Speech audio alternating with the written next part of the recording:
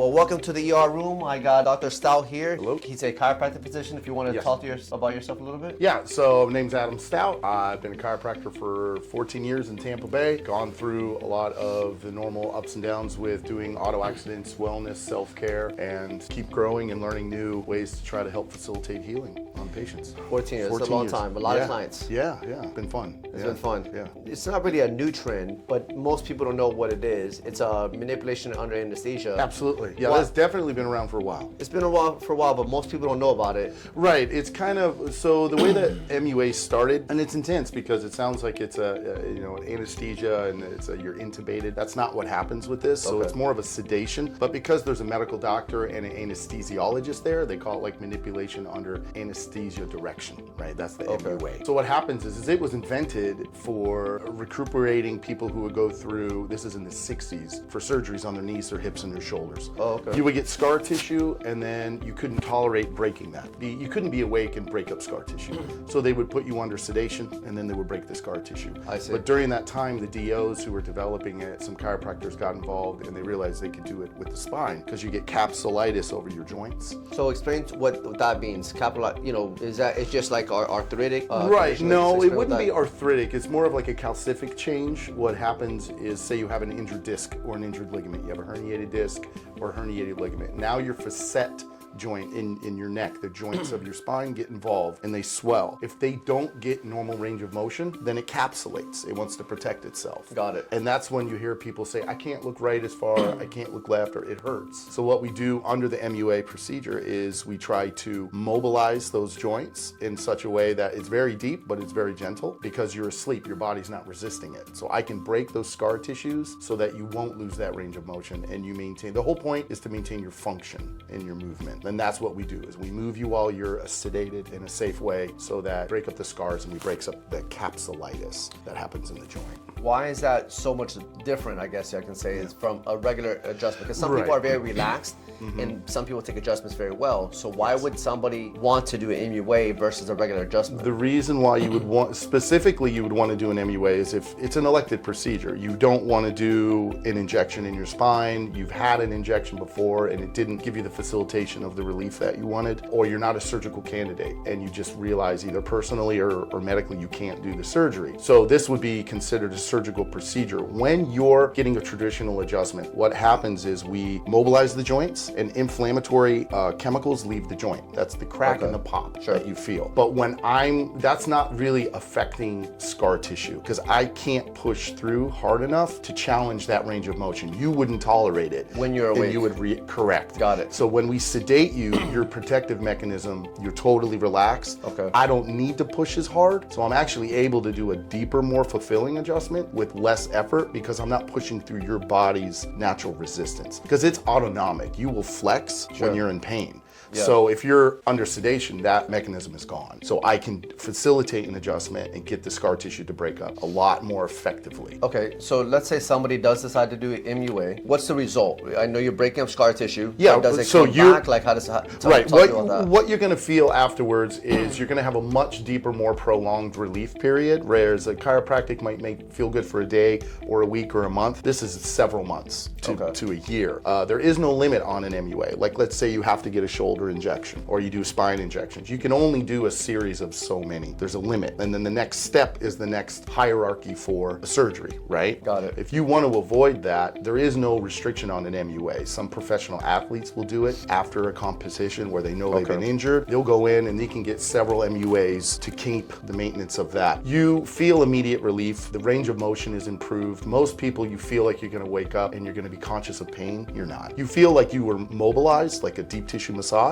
Some soreness and tenderness there on site, but after that you feel like, oh my God, my headache's gone, I can look right, what the heck, because the scarring is stopping you. That's the whole point of it, is to rehabilitate what would be your function, the reason why you do it. So people that have limited range of motion, as we can see, it's a good candidate for it. Absolutely. What about if somebody had a bulging disc? Absolutely. And what if they had a herniation? Yeah, because the body's natural response is to lay down more scar tissue. So when you're injured, our body's natural response is to spasm and stabilize that joint, right? But then if you don't remobilize it after a period of time, it becomes a chronic condition and you lose function in that area. Oh man, my elbow, I tore my bicep doing something and now I just can't open my elbow anymore. Yeah, so you've got a scar that is inhibiting that and you got to break that up. I see. So that's essentially the whole point of the MUA, is so that the patient will feel less discomfort. Herniated discs will scar and the joint capsule will end up getting involved. It's not, and then your muscle and then the ligament, will flaw. If it's all one area, you're going to affect all the levels eventually. And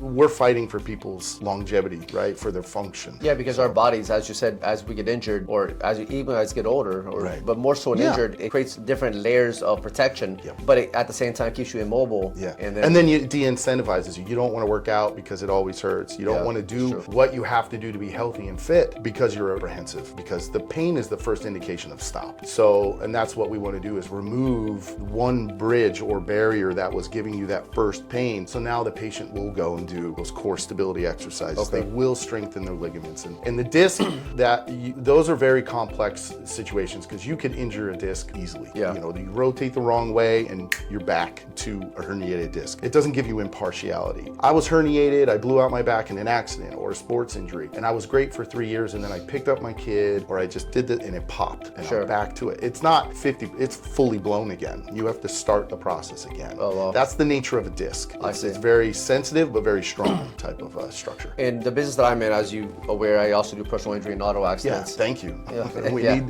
People need to protect our health rights. It's very strange. I mean, it's unfortunate that it doesn't work that way a lot of time, and insurance adjusters are always fighting to not pay those claims, and people are injured. People are involved in auto accident and the trauma that it causes. What's the main benefit for MUAs? Is it the same benefit? So would you see more people that have more calcification or more injuries because of auto accidents? With auto accidents, there's some sports, right? They'll use an auto accident as a litmus, right? Or a minimum threshold. They'll say, like, when you're a football player, it's averaging of 10 to 12 auto accidents a year. The collision and the intensity. To use an auto accident as a standard of measurement shows you how traumatic and life-changing an auto accident can be. For sure. So you've got a 3,000-pound vehicle crashing into another one. You're like, it was only 25 miles an hour. Well, if I put pillows on 2,500 pounds of bricks and said, stay in here and I'm going to hit you going 30 miles an hour, you'd be like, you're insane. That's insane. Because you would expect an injury. But because we're in a comfortable chair and a seatbelt and there's a nice logo. Because there's lipstick on the pig. You think it's not. No, that energy transfers into you. And the Croft seminars, I mean, they teach you the whiplash, acceleration, deceleration injury is,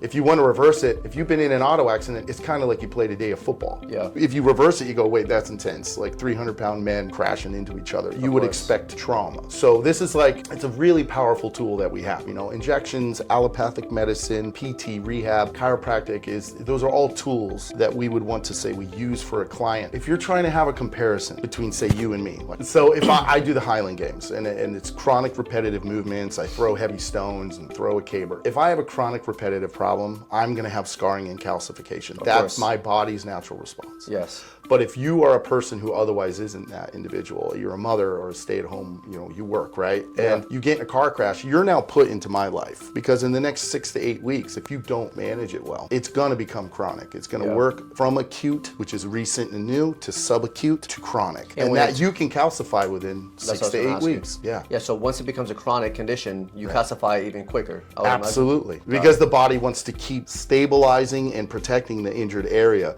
And you were asking, I think, what's the difference between like a regular chiropractic adjustment and like what would the benefit be? Sure. When I do decompression on a patient for a disc injury and I do exercise, I know that I'm helping with the disc. The goal in the compulsion is to say, if I can minimize the disc injury, then I can help shut off the body's natural response to scar. I see. But I can't guarantee it. I'm not breaking scars when I'm doing flexion decompression. I'm doing decompression on the disc. Of course. But when whereas you're an MUA, I know I'm targeting my logic, my theory, my activity is to break the scar. Okay. And it doesn't sound pleasant. No. But it really, 8 out of 10 people come out of it and they're like, that is exactly what I needed. My headache went away. Oh my God, that is exactly what I was looking for. Because they've tried injections, they've tried PT, they've tried traditional chiropractic. Of course. And you can't promise results on anyone, but 8 out of 10 people do this, and 80% satisfaction rate is amazing in the medical world. In the past, a lot of chiropractors, they say you reach maximum medical improvement, which is MMI. Once they reach that maximum medical improvement, is MUA could be the next step? MUA, that would be the criteria, right? So good input there is, so you don't just do it willy-nilly, like, hey, I hurt my back, I was out, whatever, doing something with my friends and my back hurts. Okay, do an MUA. Yeah, no, you have to qualify for it. The first thing is you have to have been at MMI. Since it's considered a surgical procedure, it is a specialty procedure, right? There's a medical doctor in there, there's an anesthesiologist, 2 chiropractors, 2 nurses, recovery nurses. It's a medical procedure. It is. And what happens is you have to have proof that you're injured, right? Some people have high or low threshold to pain. They're like, man, my back is killing me, but what kills you, I might be able to tolerate. Of course. So if I see that there's a disc injury, I need to see that MRI. I verify it, I qualify it. So that's step 1. Step 2 is you've done everything you can. You've done the PT, you've done the rehab, you've done the chiropractic, and you're 50% there and you just hit a brick wall. You hit that which MMI. happens a lot. Yes. Yeah. Most people do, because what happens is you're addressing the soft tissue injury. Yeah, we're giving you exercises, but then your body's scarring regardless. We're not addressing that scar tissue. Yeah. So then that's the third thing. It's an elected procedure. You have to have on the table other options. Yeah. Hey, you can do pain management. I don't want to do drugs like that the rest of my life. We can do an injection or an epidural. Had a bad experience with that. We can do a laminectomy or discectomy. Hey, I'm 28. I don't think I'm a candidate for this. Not yet. What else is there? And then we say, well, MUA. It's not a threat. It's something you can do repetitively within reason. You know, you can do it multiple times, and then that's the perfect candidate. And those are the people who you want to see them go from, they hit that plateau and they're still a 6 out of 10. Well, I want to get you to a 3. Yeah, and then that's life of function. That's a return to, your normal. And then they can go back to like working out and exercising and not gaining weight and the depression that comes with that. Absolutely. Yeah. Yeah. The mental health component with pain, people don't realize is when you hurt, it's so hard to push through that. It is. You just want to sit down and relax and unless sit on the couch. You just feel like you can't. Unless you're an athlete or you've had some real good mental tuning, don't exercise into failure. Don't exercise into pain. Yeah. But you have to push through discomfort. Like, it's not a pleasant feeling to break a scar. To say, I had knee surgery and I can't get full range of motion. You have to work to get that full range of motion back. And if you just sit down and you're sedentary, it's like they say, what's that old saying? If you aim at nothing, you're guaranteed at failing. Yeah. So, but the MUA is just a wonderful tool. That's very conservative and very safe and reasonable for those people that they just don't want full-blown surgery. Okay. Yeah. Well, Dr. Stout is very educational. I appreciate that. Yeah, and thank you for your time. That we can share this with people that have questions about MUAs. Absolutely. And, that they had to reach out to you. I mean, what would be a good way to reach out to you if they had any questions? So the office that I have is Heights Chiropractic. I'm in Seminole Heights in the greater Tampa area, right off Nebraska. I have a website, Heights Chiropractic. They can go through a great source like you. If they have an unfortunate accident and you feel that that's a benefit, there's always that ability to work well together professionally. So I have my website. I'm on Google. I'm on Yelp. You search Dr. Adam Stout, or if you search for Heights Chiropractic, I'm the one that comes up. Today we just want to bring some education. That way people are aware of what's going on, because I'm not an advocate of just having people do things just to do things. There's some attorneys out there that may do certain things, but That's powerful. Options, man. That's good. Yeah. When you offer those options, that makes you unique. We want to make sure that the clients are getting the right care for the right injuries. Yep, for the right reason at the right time. Reasons, because if not, there's not a one size fits all. No, absolutely not. And then at the same time, we don't want people to get surgeries if they don't need surgeries. No, absolutely not. So there's a reason for everything. I live my life, do the most conservative thing you can and hope and aim for the best outcome. Yeah. Well, sir, thank you so much for appreciate your time. Thank you so much. Thank you.